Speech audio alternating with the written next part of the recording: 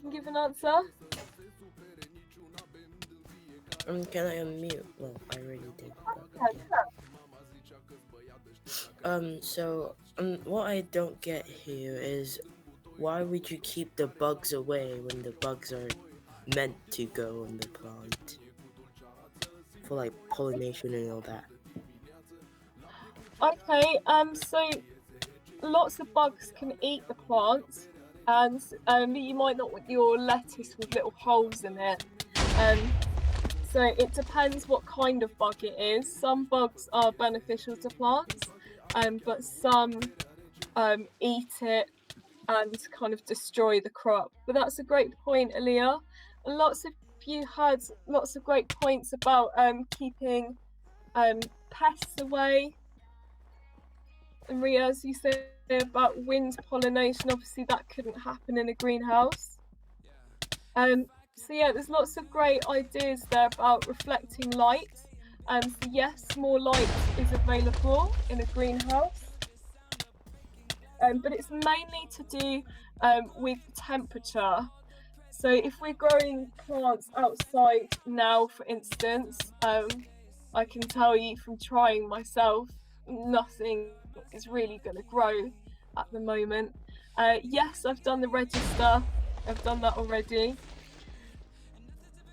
So in a greenhouse, we can grow things all year round, regardless of the temperature.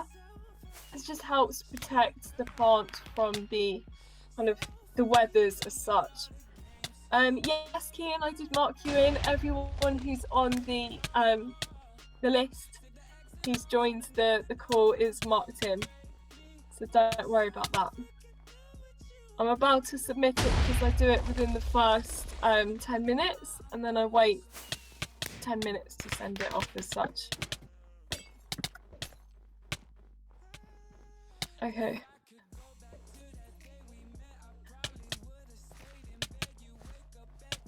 Okay, so lots of you mentioned about the light and about the pests and about it being and condensation as well. I saw that word.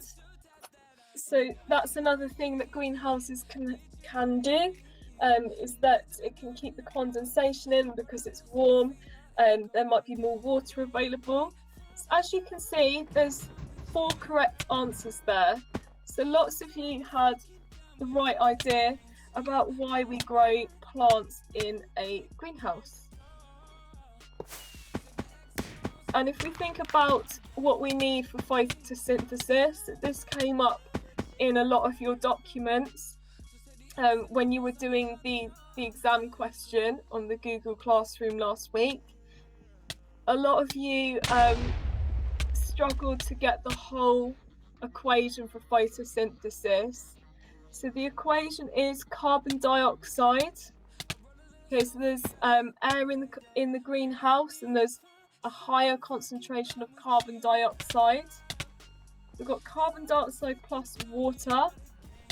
Then we have an arrow, and above that arrow goes the light energy. So remember, light is not a chemical, it's a form of energy, so that's why it needs to go above the arrow.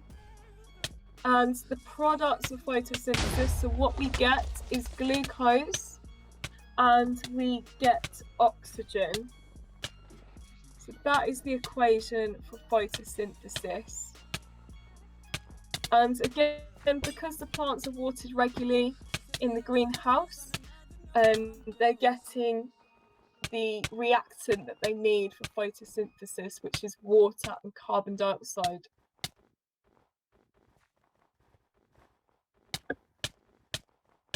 Okay, so photosynthesis happens in all green plants, and it's the most efficient process on Earth.